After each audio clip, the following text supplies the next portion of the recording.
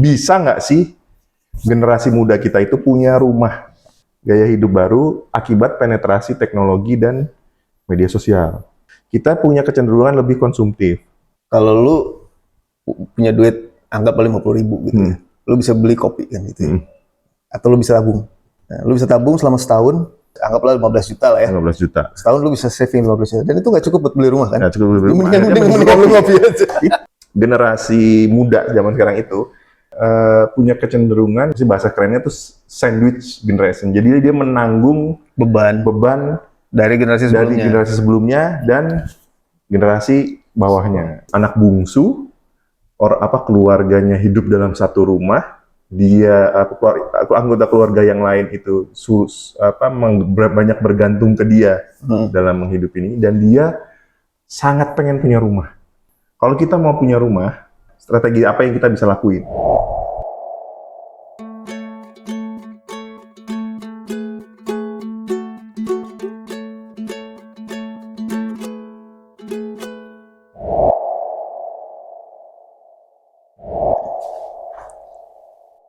Oke, boleh. Alhamdulillah kita udah dapat studio baru. Assalamualaikum warahmatullahi wabarakatuh. Balik lagi di Rest Area 99 dan hari ini spesial sekali tempatnya. Jadi kita udah dapat studio sekarang. Sebenarnya bukan dapat studio, ini terpaksa sebenarnya. Lokasi yang biasa ini itu tahu sendiri lah kondisi cuaca sekarang kan ya. Lokasinya itu nggak memungkinkan ya. Jadi kita minjem salah satu ruangan di kantor nih jadinya ya. Iya. Gitu. Nah, balik lagi. Ini kita masih The two and only. Berdua aja. Gua Wildan sama gua Arif. Ya, masih berdua aja, dan pembahasannya ini sebenarnya berat dan tidak ya. Middle ya. Cuman menurut gua sih sebenarnya menarik. Gua akan lebih ke opini ya, lebih ke ini. Jadi disclaimer lagi, kita bukan ahli. Mungkin lebih bukan ahli, tapi kita lebih ke pengamat ya. Pengamat fenomena. Ya, betul. Jadi ada fenomena apa gitu kan. Gitu. Jadi ya kita akan lebih berpendapat, ngasih pendapat lah ya. Ya itu mungkin bisa diproses lagi, bisa difilter lagi. Apakah itu layak untuk dipakai atau enggak gitu. Barangkali ada yang bisa dimanfaatkan, ada yang bisa menjadi insight buat teman-teman, maka kita senang. Jadi temanya adalah terkait, ini kalau judulnya gitu ya, bisa nggak sih generasi muda kita itu punya rumah? Pertanyaan utamanya itu. Enggak, rumah dalam artian hunian ya. Oh, kan suka ada lagu itu kan. Nah, itu rumah hati, Pak, untuk hati. bukan itu. Ini rumah dalam arti yang sebenarnya sebuah hunian. Rumah itu kan 3 kebutuhan utama kan. Sandang, pangan, papan. Nah, ini yang terakhir ini yang kita akan bahas. Sandang sama pangan itu cenderung lebih ringan lah ya. Kalau papan ini kan butuh effort lah ya untuk bisa terwujud gitu. Bagi siapapun ya, bahkan buat generasi-generasi dari semenjak sebelum kita juga untuk punya rumah itu sesuatu itu bisa jadi, kalau gue sendiri itu dulu waktu berumah tangga atau segala macam itu mimpi, Pak. Punya rumah itu kita bermimpi punya rumah gitu. Nah, itu sedikit data. Bapak dulu apa saya dulu nih? Bapak dulu lah. Nanti. Sedikit data. 3,49 juta rumah tangga milenial itu belum punya rumah. Sebenarnya nggak terlalu banyak ya kalau dari lihat dari jumlah rumah tangga ya. Ya kalau kita lihat dari proporsi penduduk kan nggak gede. Ya sebenarnya nggak banyak. Tapi ini khusus. Tapi 3 juta itu orang, Pak. Rumah tangga, Pak. Oh iya, maksudnya 3 juta itu orang, bukan hanya angka. Ya orang, betul, bukan hanya angka. Wah, keren emang, Pak, keren. Boleh, ya benar. Ini hanya di generasi milenial.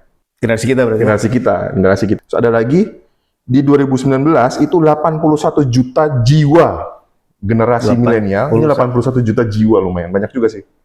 Generasi milenial itu belum punya rumah sendiri. Jadi mereka mungkin punya rumah, tapi numpang. Atau misalnya dikasih sama menduduki rumah yang dimiliki oleh bapaknya. Gitu. Nah, jadi bisa jadi menempati rumah bersama keluarga atau apa gitu kan. Jadi atau menempati rumah yang bukan kepemilikan sendiri gitu. Belum gitu. Jadi itu 81 juta jiwa. Saya termasuk di dalamnya, Pak. Kalau Saya termasuk di dalam situ. saya juga sama sih. Walaupun kita tempatin, tapi kan kalau masalah kepemilikan belum tentu ya Pak. Belum tentu gitu. Nah, yang keren lagi, Bapak mau nambahin ada data lain? Ya kalau tadi bicara masalah rumah ya. Kalau kita lihat di datanya ini ada backlog, Pak, namanya. Backlog apa sih? Backlog itu adalah jumlah hunian yang ada dengan jumlah rumah yang dibutuhkan oleh masyarakat. Oh. Nah, backlog Indonesia ini tahun 2023 itu 12,7 juta. 2023. Berarti kita butuh rumah 12,7 gitu kan. Dari yang Yang disediakan? Yang disediakannya ini berapa nih ya? Kayaknya ini cuma ada ininya doang. Cuma ada backlognya doang. Nah, ini kan berarti tadi nyambung ya? Berarti kan ada berapa tadi? 40%, berarti ada 60% ya yang belum punya rumahan gitu ya? Kurang lebih sama, berarti secara data memang mendukung lah. Cuman ini kita nggak tahu, yang gue penasaran sebenarnya, apakah memang itu kondisinya akan berbeda antar generasi, makin ke depannya gitu ya, ke generasi-generasi yang lebih muda. Itu apakah ya, akan tapi sebelum kita ke situ, nih kan kita lihat dulu distribusi spasialnya ya di Indonesia nih kan. Nah ini dari 38 provinsi di Indonesia, itu persentase rumah tangga yang memiliki akses terhadap hunian yang layak gitu ya. Hunian yang layak. Nah, hunian yang layak itu berarti per kapita orang itu harus punya luasan sebesar 7,2 meter persegi. Terus yang kedua harus memiliki akses terhadap sanitasi ya, air, transportasi gitu kan. Nah, itu baru bisa dibilang dia layak. Gitu kan. Ini ada sesuatu hal yang menarik di sini. Jadi dari 38 provinsi itu 5 provinsi yang paling sedikit aksesnya itu adalah yang pertama Papua Pegunungan. Papua Pegunungan karena memang secara topografis juga rada susah ya membangun di situ ya. Yang kedua Papua Tengah. Papua Pegunungan itu 4,4%. Papua Tengah itu nomor 2 sebesar 26,7. Jauh ya? Ya jauh. Atau mungkin ini adalah provinsi baru kali Pak. Jadi datanya belum lengkap ya? Belum lengkap kan. Kepulauan yang ketiga adalah Kepulauan Bangka Belitung. Dia sekitar 30,72%. Yang keempat itu adalah Papua Selatan. 38,34%. Nah ini yang kelima nih. Ayo tebak-tebakan yang kelima. Siapakah nomor 5? Mana? Nomor 5 diduduki oleh DKI Jakarta. 39%. Kok bisa ya? Apa ininya? Kepadatannya mungkin ya? Ya bisa jadi dari kepadatan, bisa jadi dari distribusi distribusi perumahan yang tidak merata, kan bisa jadi. Nah, ada lagi Pak Arif data-data yang lain.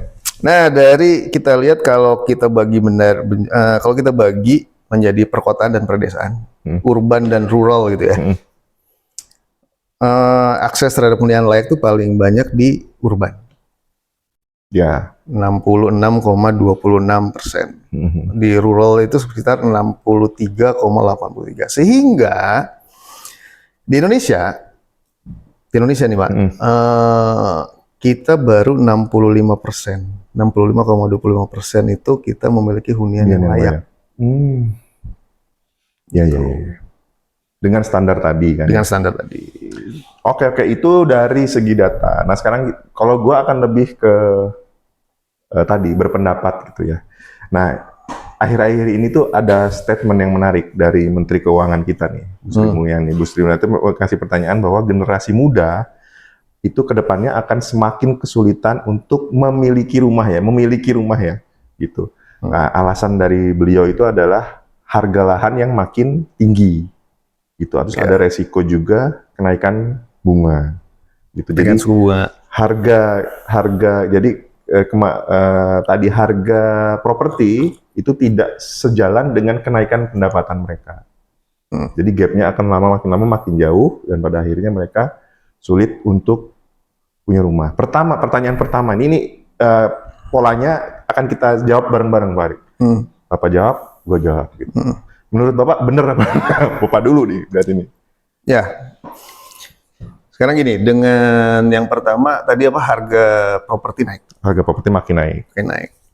Eh, Cuma kan ini Pendapatannya nggak setinggi pendapatannya itu nggak naiknya. setinggi itu kan. Hmm. Nah sekarang kan gini, yaitu gue bisa jawab itu benar. Hmm. Kenapa?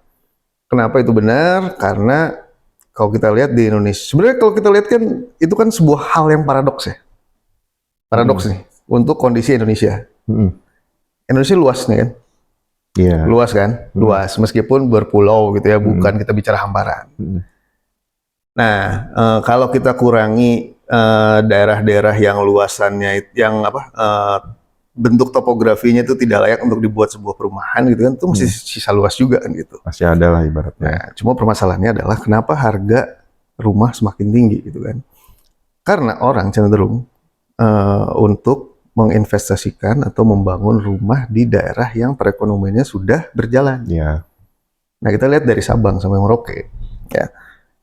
Apakah aktivitas ekonomi di Indonesia itu tersebar secara merata? Gitu. Ya kan? Jadi perekonomian Indonesia kan hanya terpusat di beberapa kota besar. Nah, tahu sendiri lah kalau kalau kita bicara ekonomi kan supply demand ya. Supply tanah kan pasti fix lah, ya Iya. kan? Iya. Dia bentuknya beginilah, kurvanya tuh dia lurus gitu kan, dia fix. Sedangkan demandnya kan enggak, ya kan? Nah, apa yang terjadi apabila barang yang sudah fix jumlahnya, tapi yang peminatnya semakin manusia berkembang biak dan semakin banyak kan demandnya semakin tinggi ya. Iya. Nah, dengan ada itu kan pasti akan equilibriumnya pada saat harga akan dinaikkan kan gitu. Iya. Nah, itu satu. Jadi udah pasti harga tuh udah pasti naik. Udah pasti harga properti tuh naik. Dengan Kondisi yang tadi, pola persebaran spasial dari pusat-pusat perekonomian yang seperti sekarang Udah pasti. udah pasti naik. Pasti naik. Nah, pertanyaannya kan tadi peningkatan pendapatan kita nggak setinggi itu. Iya. Nggak setinggi itu. Berarti kan yang gapnya mungkin akan makin jauh ya, akan makin jauh memang. Tapi sebenarnya masih ada cara lain kan untuk memiliki rumah lah ya. Banyak. Ada. Nanti kita bahas deh, nanti kita bahas. Kalau menurut Bapak, menurut lu sekarang Pak Arif, sebagian udah lu jelasin tadi ya. Stok rumah itu ya segitu ya, kalau secara ini kan fix ya, begitu. Land fix. Sedangkan kebutuhannya ini ada kira-kira penyebab lain ada nggak? Faktor kepemilikan rumah, Pak. Pola ya mungkin generasi sebelum kita ya. Melihat rumah itu sebagai investasi, bener. Iya. Rumah dan tanah adalah sebagai investasi, kan gitu ya. Pasti. Nah, jadi pada saat mereka memiliki extra money gitu kan, mereka pasti beli rumah kalau nggak beli tanah. Beli gitu. tanah. Nah, itu kan ada kepemilikan lahan yang dimiliki oleh satu orang, tapi dengan luasan yang luas kan gitu ya. Nah, ini kan jadi akan menjadi barrier to entry orang untuk mengembangkan gitu ya. Karena kan ya tanah-tanah gue gimana gue mau jual kan gitu ya. Iya.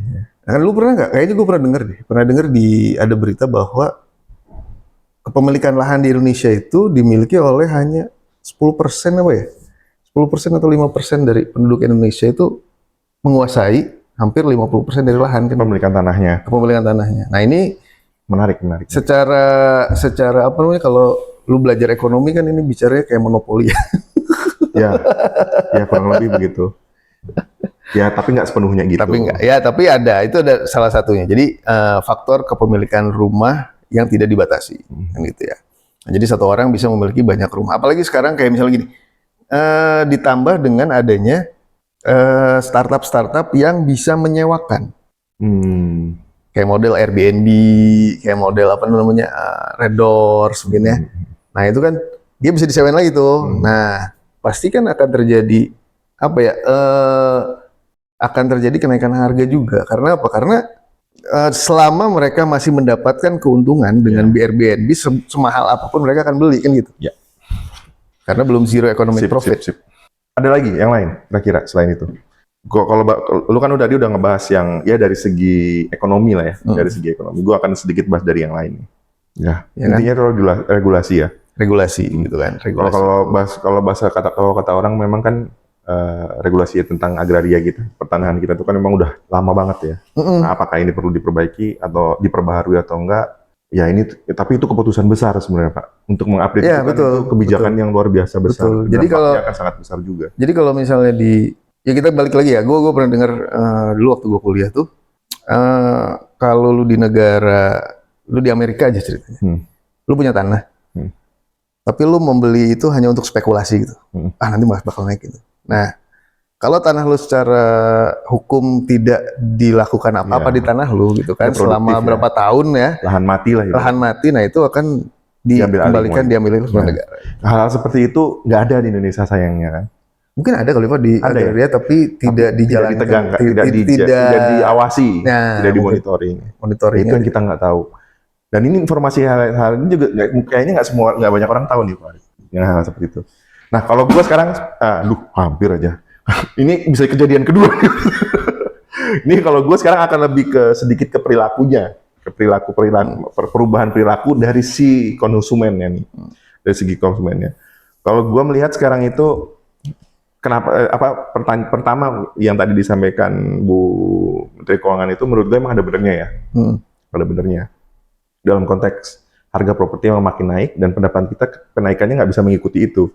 Nah, itu yang pertama gitu. Itu penyebab pertamanya. Tadi juga Bapak sebutkan juga kan kayak gitu. Dan yang kedua menurut gue memang kita itu punya gaya hidup baru ya akibat penetrasi teknologi dan media sosial. Saat ini nih ya, ini yang perlu sekali lagi nih kayak kemarin kita bahas juga ya masalah pinjol dan segala macam. Kita punya kecenderungan lebih konsumtif. Merasa nggak sih Pak? Bener nggak sih ini? Ya karena kita lebih mudah ya. Lebih mudah. Jadi karena tadi kayak waktu itu pernah disampaikan juga kan sama lu, kalau kita tuh sekarang punya kemudahan dalam bertransaksi dan bertransaksi juga. Jadi akhirnya kita lebih konsumtif. Ini kita di era transisi itu Pak. Kita sedang belajar. Ibaratnya kita sedang belajar untuk jadi lebih bijak gitu ya. Tapi belum sampai situ. Ya tapi maksud gue gini ya, kejadiannya bukan cuma di Indonesia, di negara-negara lain juga terjadi. Di negara lain juga tadi tuh, jadi yang gue bilang tadi ada Airbnb dan lain sebagainya itu kan itu juga nggak cuma Indonesia doang. Di luar juga sama. Jadi orang muda yang milenial dan Gen Z di luar pun sulit membeli rumah karena rumah itu ya bukan hanya sulit membeli rumah Pak, untuk menyewa apartemen aja udah harganya udah luar biasa sekarang. Yeah. Ya itu makanya kalau gue tadi kan kalau ngeliat itu adalah gaya hidup konsumtif tadi akhirnya mengerus pendapatan juga dan akhirnya juga mempersulit mereka untuk mengumpulkan uang untuk paling nggak DP rumah lah ya gitu. DP rumah itu yang kalau dari segi perilaku tadi penetrasi teknologi dan sosial media tadi. Nah yang kedua adalah perubahan kalau yang gue tangkap ini sebenarnya gue sedikit baca-baca ya. Sebenarnya gue sedikit baca-baca. Ada perubahan budaya juga. Kalau dulu tadi kan sampai ini, kalau dulu tuh orang tuh punya uang langsung kita jadikan aset gitu kan, beli rumah, beli tanah gitu kan. Kalau sekarang generasi muda itu kecenderungan menganggap rumah itu nggak terlalu bukan prioritas Pak. Nah ini yang kedua nih menurut gua. Jadi mungkin mereka akhirnya ngontrak, nyewa gitu kan, tapi tidak terlalu berpikir untuk memiliki gitu, investasi di situ. Nah, ini ada perubahan sedikit budaya di situ. Perubahan preferensi generasi muda tadi itu juga mungkin karena tadi ya, makin susah juga, makin mahal juga. Ya kan pernah gua waktu itu pernah lihat lu ya. Jadi kalau lu punya duit anggaplah 50.000 gitu ya, lu bisa beli kopi kan gitu ya.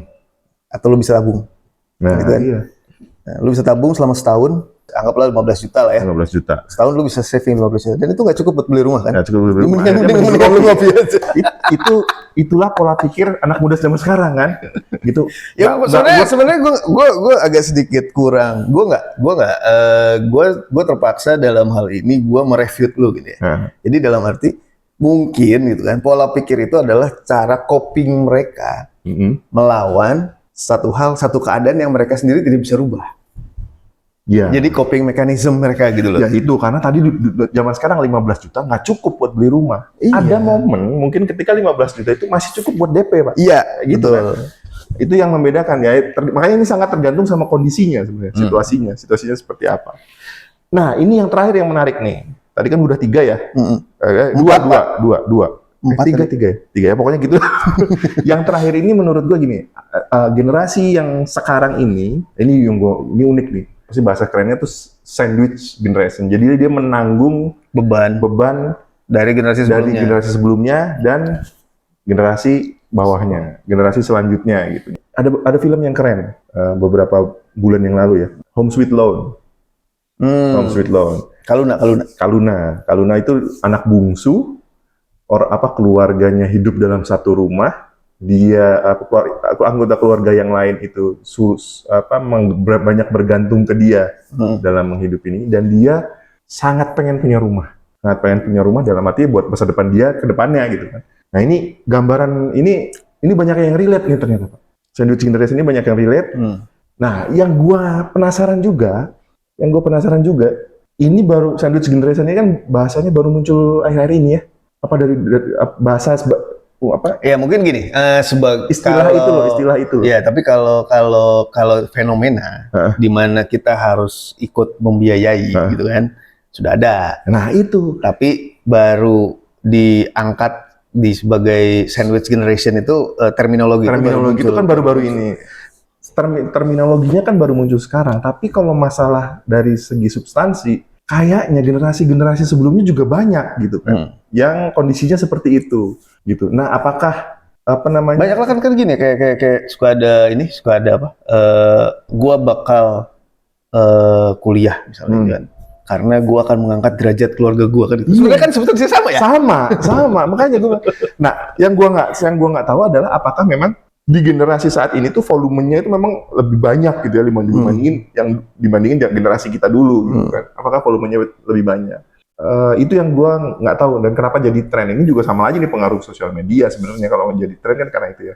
Karena sosial media jadi akhirnya yang relate pun gue yakin bukan cuma 1 atau 2 generasi, ini bisa jadi banyak generasi relate sama sandwich generasi. Kan pernah dengar sih kayak bapak kita gitu ya, atau ibu kita gitu kan, membiayai juga adik-adiknya gitu kan, sama juga kan? Sama itu sandwich generation juga. Makanya ini tren di sosmed ini juga sebenarnya ini kita lagi belajar juga menyikapi sosial media gitu kan, informasi yang mengalir secara luar biasa. Kita harus bisa kritis, apakah itu tuh memang tren itu tuh memang jadi sesuatu fenomena yang memang hanya ada di saat ini gitu kan, hanya ada di saat ini, dan itu perlu langsung disikapi gitu kan. Padahal itu ternyata dari dulu juga sudah ada, dan dari dulu juga sudah ada cara untuk menyikapinya gitu. Jadi kan kita tinggal mencontoh apa yang dilakukan oleh generasi-generasi. Tapi ada perbedaan yang menurut gue ini mendasar dengan generasi sebelumnya. Generasi sekarang saingannya makin banyak. Ya. Jadi untuk mencapai posisi generasi sebelumnya, misalnya gini, kalau generasi sebelumnya lu jadi manajer, saingan lu cuma 4 gitu kan. Mungkin kalau generasi sekarang mungkin ya, karena mungkin jumlah penduduk juga semakin meningkat kan gitu ya. Saingan untuk lu jadi manajer tuh ada 10 gitu kan. Ya, dan posisinya nggak sebanyak itu. Dan posisinya nggak sebanyak dulu. Ya sih, iya kalau dari itu sih bener sih. Ya gitu.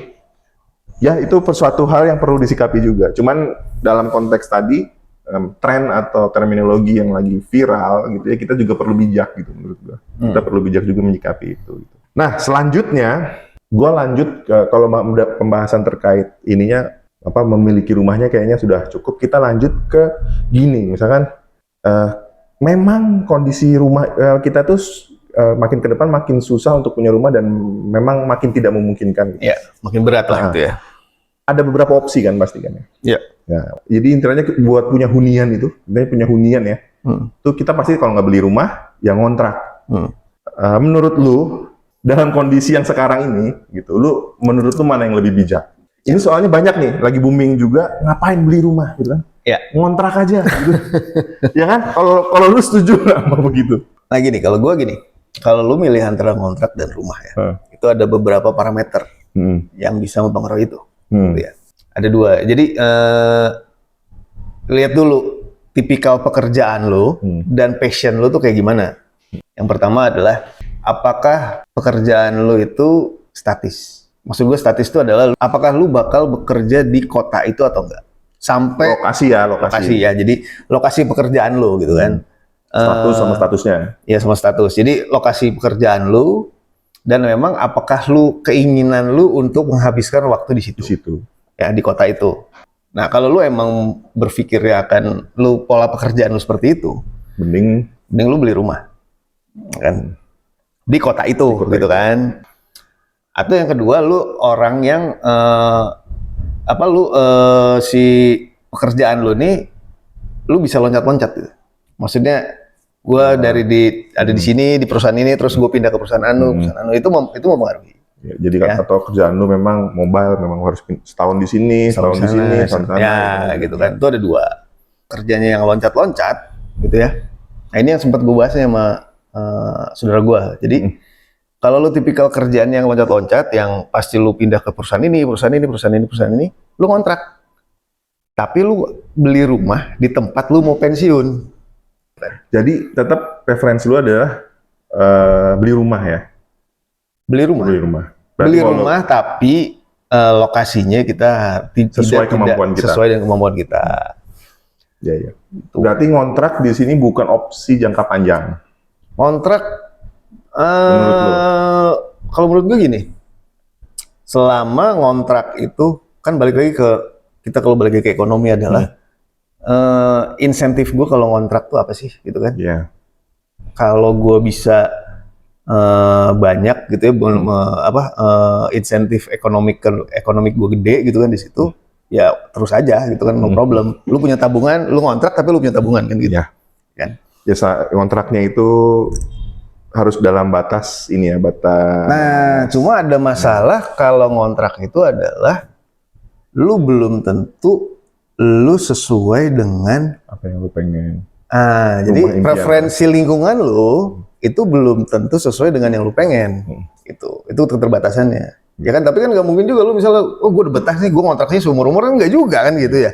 Kalau satu saat si landlord lu mau ngejual rumah itu ya selesai kan gitu. Sekarang ini berarti kan ngontrak bukan opsi jangka panjang, lu berpikir tetap beli rumah. Ini gue pertanyaan ini aja ya, selingan aja. Kalau lu beli rumah, mending beli baru.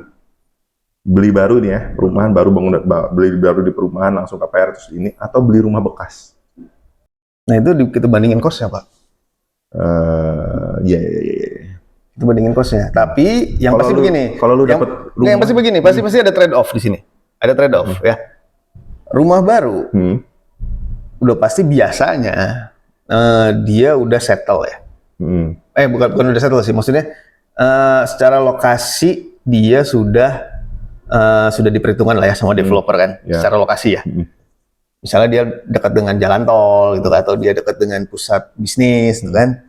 Nah, cuma kan lu nggak bisa di situ tidak bisa memilih luasan yang lu pengen. Ya luasannya terbatas lah kalau rumah baru kan. Intinya rumah baru ya yang disediain sama developer itu tinggal kita cuma bisa itu doang opsinya. Ya itu doang opsinya kan gitu. Dan harganya pasti lebih mahal ya. Secara finansial pasti lebih mahal harga perolehannya nih. Kalau rumah lama, selama kalau gue bilang kalau secara ekonomi kan gue masih bilang selama renovation cost lu gitu kan masih berada di bawah masih berada di bawah harga baru rumah lu gitu kan, ya rumah lama aja. Ya, sebenarnya. Tapi yang bagusnya kalau rumah lama biasanya si luasan tanahnya lebih luas. Satu, luasan tanah lebih luas. Kedua, lingkungan udah settle. Iya. Lingkungannya udah settle gitu kan. Dan sebenarnya untung-untungan sih kalau menurut gue ya. Kalau lu bisa nemu rumah lama yang benar-benar cocok sama lu, nah itu namanya jodoh, Pak. Jodoh. itu rezeki. Jangan ragu, ambil ya kalau gue sih gitu. Tapi kalau lu memang nggak bisa dapet rumah bekas atau rumah lama yang nggak cocok, dan lu akan lihat tadi kos untuk renovasinya jadi lebih besar dibandingkan beli rumah baru, dan lu sebenarnya lebih cocok dengan rumah yang baru gitu ya, mendingan beli rumah baru sih. Ya kan, itu kalau kita bicara di urban economy kan ada yang namanya locational equilibrium. Jadi kalau locational equilibrium itu semakin jauh lu dari pusat kegiatan gitu ya, nilai per meternya pasti akan lebih murah dibanding lu yang paling dekat dengan pusat kegiatan. Oke. Nah, sekarang gini, ini mendekati akhir sebenarnya, berarti mungkin tinggal beberapa sesi lagi. Sebenarnya gue juga sepakat sama lu kayak tadi kalau ngelihat ini ya, ini juga gue cenderung beli rumah sama. Beli rumah, tapi sebenarnya ya tadi sangat tergantung. Kalau kemarin tuh gue nonton beberapa video terkait beli rumah, ada yang punya referensi untuk kontrak. Enggak, tapi ada ada satu nih yang gue baru ingat, gue ingat. Kalau gue di Jakarta atau gue di kota besar sendiri kerja, gue mau kontrak atau gue mau ngekos juga oke, ya kan? Satu, gue udah berkeluarga nih, ya kan?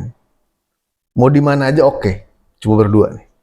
Tapi lu baru bakal kepikiran untuk memiliki rumah dengan lingkungan yang bagus.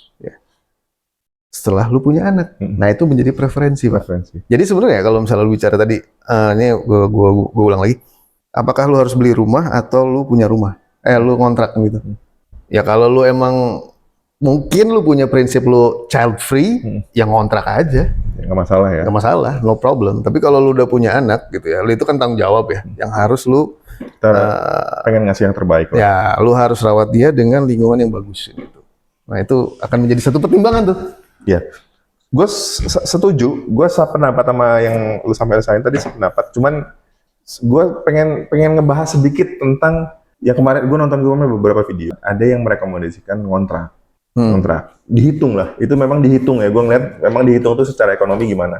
Misalkan lu mau beli rumah harga segini, DP-nya segini gitu. DP-nya segini, terus lu mesti bayar cicilan segini. Secara total nanti jadinya segini gitu. Misalkan secara total 1,5 M misalkan gitu ya. Dia mengambil opsi lain adalah dia ngontrak, uang DP tadi diinvestasikan setiap ini. Itu ada sekarang tuh ada zamannya investasi tuh sekarang gampang ya. Iya. Setiap tahunnya tuh bahkan lu bisa setiap tahunnya berapa persen itu lu bisa pastikan gitu kan. Kalau gua bukan tipikal orang seperti itu sayangnya. Gua belum belajar untuk hal seperti itu. Tapi sekarang banyak orang-orang yang udah melek hal itu dan mereka tahu dengan duit segitu mereka setiap tahunnya dapat berapa persen tuh dari situ. Lalu dihitung tuh berapa persen ini dan ternyata dapatnya lebih banyak. Bahkan untuk memastikan dihitung lagi tuh kenaikan harga tanahnya. Kenaikan harga tanahnya tuh segini. Berarti dari nilai tadi yang kita bayar yang di ini kan, itu kan nilainya segini gitu. Pada akhirnya nilai ekonomi yang mereka miliki itu sama. Satu bentuk uang, yang satu bentuk rumah. Ya barang gitu. Barang gitu, bentuk rumah. Nah ini sekali lagi ini opsi, nggak sama sih, lebih tinggi yang uang, tapi nggak beda jauh. Jadi sekarang opsi, kalau lu memang tipikal orang yang pengen megang duit, bisa lu investasikan, pengen lu puter lu secara aktif, pengen menggunakan uang lu untuk investasi atau usaha, mungkin lu bisa memilih opsi ngontrak gitu. Walaupun dan gue lihat itu perhitungan dia ngontrak di rumah yang layak. Bukan cuma sekedar ngontrak ya, tapi ngontrak di rumah yang layak. Layak huni lah ya. Tapi sekali lagi, lu butuh skill, butuh keseriusan kan? Itu beda. Kalau lu tadi memang lu pengen investasi dengan cara yang ini, makanya nih bedanya ya, beda tergantung orangnya. Jadi kalau gue tadi bilang yang satu opsinya A, ya kan? Yang satu opsinya B, gitu ya. Mana yang mending? Ya sebenarnya nggak ada yang mending. Maksud gue gini, itu kan preferensi. Tergantung orangnya. Tergantung orangnya. Sekali lagi ini tergantung orang. Karena kalau menurut gue, untuk teman-teman nanti yang memang memilih, gue mendingan beli rumah, ya nggak ada masalah gitu kan. Jadi kan tidak semua value itu bisa dimonetisasi. Monetisasi. Nah, tidak semua value itu adalah financial value gitu kan. Ada value yang lain gitu kan. Nah itu yang memang ya kalau emang teman-teman sudah memilih itu ya nggak ada masalah gitu kan. Yang salah adalah Anda tidak punya. Yang salah itu kalau lu tidak punya opsi sama sekali. Iya. Atau sama sekali tidak berpikir ke situ. Iya. Sebenarnya kalau tidak berpikir ke situ kan itu pilihan ya. Dia memilih untuk tidak ke situ. Tapi gue tetap menganjurkan lu harus punya berpikir terkait tadi ya. Lu harus paling nggak punya pandangan mau diapakan. Nah, yang menurut gue paling jelek adalah lu tidak punya opsi dan lu tidak punya rumah. Nah, itu adalah kegagalan dari sistem. Nah, ya. Mungkin ini ya. Sekarang kita masuk ke selanjutnya. Kalau kita mau punya rumah, gitu, kira-kira apa nih strategi apa yang kita bisa lakuin? Gitu ya. Ini paling udah mendekati ujung nih. Strategi apa yang kita perlukan untuk bisa punya rumah? Menurut lu ada nggak? Duit. Ya enggak gila. Sekarang kan banyak program-program sebenarnya dari pemerintah. Ya, jadi gini. Pemerintah tuh membantu kita kan dengan subsidi, dengan segala macam. Betul. Jadi gini, kalau gue strateginya simple. Satu, pastikan, ya kan? sandang, pangan, nggak ada masalah. Ya, pasti kan? itu dulu. Itu kan, karena pada saat lu memilih untuk papan gitu kan, dan lu yang 1-2 ini belum selesai, atau 1-2 ini bakal ini udah rusak gitu kan. Jadi yang strategi pertama adalah pastikan kebutuhan sandang dan pangan dan sandang lu udah clear ya. Ada lu sisa nih. Nah, baru lu bisa opsinya mau apa. Kalau memang sisanya lu bisa buat kontrak, ya kontrak dulu gitu kan. Kontrak dulu, dan ya kan manusia juga pasti berproses lah ya.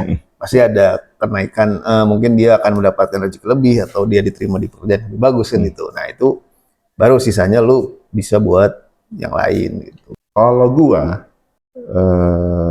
kita harus ini sih melek dalam hal pengelolaan keuangan lah ibaratnya. Bukan nggak secara detail-detail amat, tapi paling nggak pengelolaan keuangan keluarga itu harus paling nggak secara umum tuh harus paham lah gitu. Kayak ini kan kayak anggaran pendapatan dan belanja lah gitu. Nah, itu harus lu tuh harus punya itu tuh setiap bulannya menurut gua. Yang pasti belanjanya tidak bisa melebihi pendapatan kan. Iya, betul. Ini kalau melebihi kan harus mengeluarkan surat utang. Masalah persentasenya berapa untuk ini, persentasenya berapa untuk ini, itu preferensi setiap orang beda-beda. Tapi paling nggak begitu. Lu jangan sampai lu belanja A, B, C, D, tapi lu nggak sadar tiba-tiba di akhir bulan ternyata duit lu nggak segitu. Iya. Gitu kan, itu yang perlu sekarang. Yang itu yang paling sederhana lah, yang paling sederhana. Jadi jajan A, jajan B, jajan C gitu ya. Masih ujung-ujung duit udah habis gitu kan. Soalnya kan itu sering ya, Pak. Di sosmed itu banyak video begitu kan, hari ini gajian, besok udah hilang gitu kan, banyak banget video pay letter Pak, bayar cicilan. Ternyata dia belanja pakai pay letter, pas bayar cicilan gajinya semua kepake gitu kan. Nah, ini yang perlu diperhatikan, jangan harus lebih bijak dalam mengelola uang, apalagi nanti kalau lu udah punya tanggung jawab, udah punya anak ya, udah punya istri, jangan, menurut gue hati-hati. Dan ini banyak keluarga yang berantakan gara-gara ini kan, Pak? Ya. Banyak keluarga yang berantakan gara-gara ini. Yang kedua mungkin kayak zaman dulu sebenarnya. Kalau gua ngambil nasihat dari orang tua kita, hemat pangkal kaya, nabung. Iya kan? Hemat pangkal kaya. Ya kan, itu kalau strategi kan lu bisa defense, lu bisa offense gitu kan. Nah, kalau lu tadi defense gitu kan, nah kan bisa offense juga kan. Iya. Ini lagi sekarang lu selain lu kontrol itu, habis itu lu harus lebih kencang lagi tuh. Ya. Tahan lagi gitu. Itu yang ini. Yang terakhir tadi yang masih ada 2 lagi. Yang ketiga itu program pemerintah. Nah, ini tadi yang itu yang mau gue tambahin. Jadi memang dengan adanya, ya kita tadi udah ngomong ada backlog ya, ada backlog, ada ini segala macam, ada kepemilikan rumah yang tidak inklusif kan gitu ya. Nah, ini memang harus ada government intervention. Nah, betul. Pemerintah di sini harus menyediakan program-program yang memang tepat ya, paling nggak dibutuhkan sama masyarakat. Kita harus lihat masyarakat itu butuhnya apa, programnya juga tepat sasaran gitu. Dan kita sebagai masyarakat manfaatkan sebaik-baiknya, Pak. Ya benar. Ya kan, manfaatkan sebaik-baiknya. Kalau kita punya program itu, ada program yang memang bisa kita pakai, manfaatkan sebaik-baiknya. Kalau menurut gue segitu sih. Nah, yang terakhir tadi, kalau memang punya spare lebih, belajarlah investasi. Cuman ini bukan gua banget sih. Ada beberapa teman kita yang sebenarnya kan gini, kalau lu punya uang lebih atau lu punya extra money lah gitu ya. Tadi belajar untuk investasi kan. Cuma kan investasi bukan hanya dalam bentuk financial. Nah, kalau sekarang saham, forex, segala macam kan banyak tuh ya. Itu kan lu bisa menginvestasi ke diri lu sendiri gitu kan. Ya, salah satunya skill lu dan bisa. Ya, itu yang makanya gue bilang tadi, kalau yang kayak saham dan segala macam itu sesuatu yang bisa dipelajari sebenarnya. Cuman saat ini gue kayak belum ke situ ya. Tapi buat teman-teman yang memang punya minat ke situ dan bener-bener tahu ya, bisa ternyata wah ini menarik buat lo gitu, itu bisa digali. Tapi jangan pakai uang dapur ya. Jangan pakai uang apa sih, uang panas ya. Uang dapur. Iya, uang panas kan bahasanya. Pakai uang dingin katanya gitu. Uang dingin tuh apa sih bahasanya sih? Cold money ya. Uang dingin tuh uang yang nggak akan ganggu, kalau itu dipakai tidak akan mengganggu cash flow. Nggak akan ganggu cash flow kita gitu, uang dingin tuh. Kurang lebihnya begitu. Itulah kalau gua kayaknya udah set. Kalau pembahasan dari gue sih kayaknya udah. Apa Bapak mau nambahin lagi kira-kira?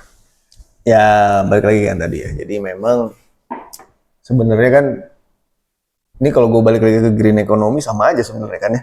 Jadi green economy itu multisektor. Ya. Sama, perumahan ini multisektor. Ya. Jadi pada saat kita akan membangun sebuah perumahan juga, jangan sampai nanti intervensi pemerintah itu membangun rumah di tempat yang salah. Ya kan? Rumahnya ada tapi jauh kan gitu ya. Dan tidak ada di sini tidak ada yang namanya integrasi dengan transportasi umum gitu kan. Tidak dilengkapi dengan ruang terbuka hijau yang bagus kan gitu ya. Ya gimana orang mau pindah ke situ gitu kan, fasilitasnya tidak ada kan gitu. Nah, itu maksud gua pemerintah di sini pada saat memberikan sebuah kebijakan itu ya jangan berpikir di sektoral. Yang penting targetnya, jadi pada saat bicara targetnya rumah, gue bikin rumah aja. Selesai gitu kan. Ya bisa sih bikin rumah, cuma kan ada yang tinggal kan di situ kan gitu ya. Ya. Kalau nggak ada yang tinggal di situ kan nanti bisa jadi itu akan menjadi sebuah artefak gitu. Dan itu banyak loh, banyak juga kejadian seperti itu memang.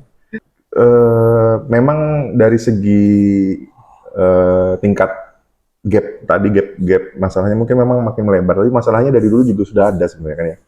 Dari dulu, dan memang coba aja tanya sama orang tua kalian, nama siapa gitu kan, gimana caranya, dan itu bisa jadi pembelajaran yang berharga, yakin gua.